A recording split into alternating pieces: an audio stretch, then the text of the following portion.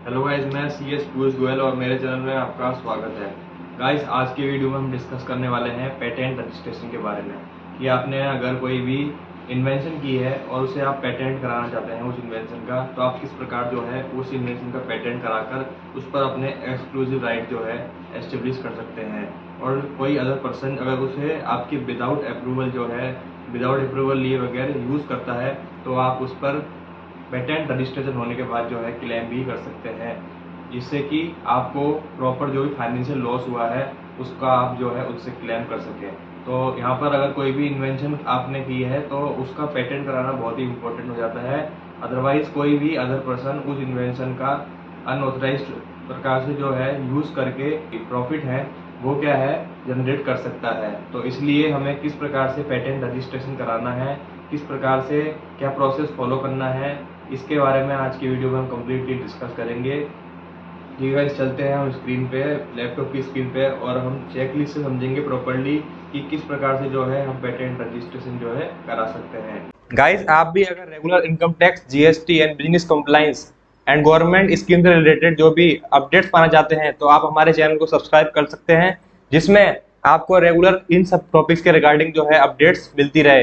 Patent registration के अंदर basically जो ओनर होता है पेटेंट का, यानी जिसने इन्वेंशन की होती है, उसको जो है एक्सक्लूसिव राइट प्रोवाइड कराता है कि जो भी उससे रिलेटेड सेल करना है, उस इन्वेंशन को यूज़ करना है या इंपोर्ट करना है पेटेंटेड प्रोडक्ट को, या फिर उसको ट्रांसफ़र करना है, तो उससे रिलेटेड जो भी एक्सक्लूसिव राइट्स है वो जो ओनर है पेटेंट इन्वेंशन का उसके पास आ जाते हैं। उसकी अप्रूवल के बिना जो है कोई भी एक्टिविटी नहीं की जा सकती। तो इसलिए ये पेटेंट रजिस्ट्रेशन बहुत ही हेल्पफुल होता है। अब हम जानते हैं कि पेटेंट रजिस्ट्रेशन के सबसे पहले बेनिफिट क्या क्या होते हैं।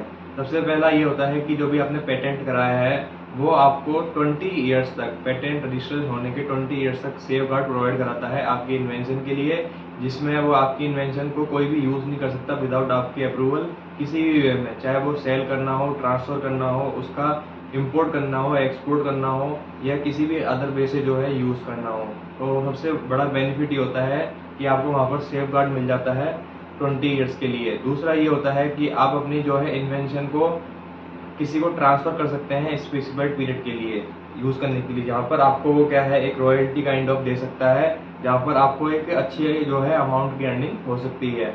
दूसरा ये है कि आपका पेटेंट एक्ट के अंदर ये जो आपने इन्वेंशन किया है ये सिक्योर हो जाता है। और तीसरा ये है, आप जब भी अपनी मान लीजिए कंपनी बनाकर जो है पेटेंट सेल कर रहे हो तो आपके बैलेंस शीट के अंदर जो है ये असेट्स कंसीडर्ड होता है, क्योंकि इंटेलेक्चुअल प्रॉपर्टी राइट्स जो है वो इंटेंजिबल असेट्स के अंदर काउंट होते हैं, तो इसलिए ये आपके लिए असेट्स भी माना जाता है। तो इसके बाद हम जानेंगे कि पेटेंट रजिस्ट्रेशन को किस प्रकार से किया जा सकता है कि और इसका क्या प्रोसेस है।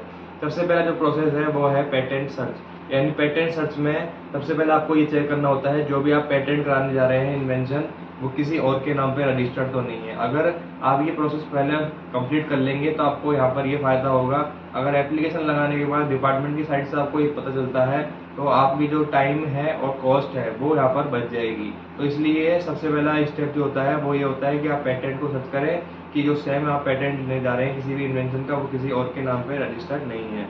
इसके बाद आपको क्या करना है, जब आपने ये चेक कर लिया कि मेरा जो इन्वेंशन है किसी और के नाम पे रजिस्टर्ड नहीं है, तो आपको वहाँ पर पेटेंट एप्लीकेशन जो है फाइल करनी है। पेटेंट एप्लीकेशन के जो भी फॉर्म्स हैं IP इंडिया की वेबसाइट पे वहाँ पर मेंशन किए गए हैं, उसके अंदर जो है आपको एप्लीकेशन फाइल करनी है। एप्लीकेशन फाइल करने के बाद एक पेटेंटेबिलिटी रिपोर्ट जो है इसके साथ अटैच करनी है, और जो भी अदर डॉक्यूमेंट्स रिक्वायर्ड होते हैं पेटेंट को रजिस्टर कराने के लिए वो सारे जो है वहाँ पर अटैच करने होंगे। ये सारे अटैच करने के बाद जो है आपको आपकी जो एप्लीकेशन है IP इंडिया की वेबसाइट पर आपको डिपार्टमेंट को सबमिट करनी होगी। वो आप ऑनलाइन या ऑफलाइन दोनों मोड से सबमिट कर सकते हैं। इसके बाद डिपार्टमेंट द्वारा जो ये एप्लीकेशन है रिव्यू की जाएगी। अगर आपकी एप्लीकेशन जो है आपने फाइल की है उसके अंदर प्रॉपर डॉक्यूमेंट कंप्लीट है, सारी इन्फॉर्मेशन कंप्लीट है, और जो आपने इन्वेंशन सबमिट किया है वो ऑलरेडी रजिस्टर्ड नहीं है उनके रिकॉर्ड के अंदर, तो आपकी जो एप्लीकेशन है वहाँ पर रजिस्टर कर दी जाएगी और आपको जो है रजिस्ट्रेशन सर्टिफिकेट ग्रांट कर दिया जाएगा। इसके बाद आती है कि इसके अंदर प्रोफेशनल की फ़ीस क्या रहती है, और गवर्नमेंट जो डिपार्टमेंट है, गवर्नमेंट डिपार्टमेंट की जो भी फीस फिक्स होती है कैटेगरी के अकॉर्डिंग वो वहाँ पर वेबसाइट पर दी गई है, उस वहाँ से आप देख सकते हैं। इसके अलावा पेटेंट जो प्रोफेशनल की भी होती है वो प्रोफेशनल टू प्रोफेशनल वेरी करती है। तो इसके रिगार्डिंग जो है ये फीस स्ट्रक्चर इसके अंदर रहता है। पर पेटेंट रजिस्ट्रेशन जो है 20 साल तक आपको अपनी इन्वेंशन के लिए एक एक्सक्लूसिव राइट प्रदान कर देता है, जहाँ पर आप जो है उसके एक कंप्लीट ऑनर माने जाते हो और 20 साल कंप्लीट होने के बाद आप उसको रिन्यू भी करा सकते हो। फिर भी गाइस आपको कोई भी इशू आ रहा है तो आप हमारे स्क्रीन पर नंबर चल रहे हैं, उन पे हमसे कांटेक्ट कर सकते हैं और इसके रिगार्डिंग जो है हमसे गाइडेंस भी ले सकते हैं। और ये फर्स्ट वीडियो था पेटेंट रजिस्ट्रेशन के रिगार्डिंग। मैं सेकंड वीडियो लेके आऊँगा जिसके अंदर मैं आपको कंप्लीट प्रोसेस बताऊंगा ऑनलाइन की, किस प्रकार से जो है पेटेंट अप्लाई किया जाता है और इसके बाद जो प्रोसेस फॉलो होती है वो किस प्रकार की जाती है। Thank you.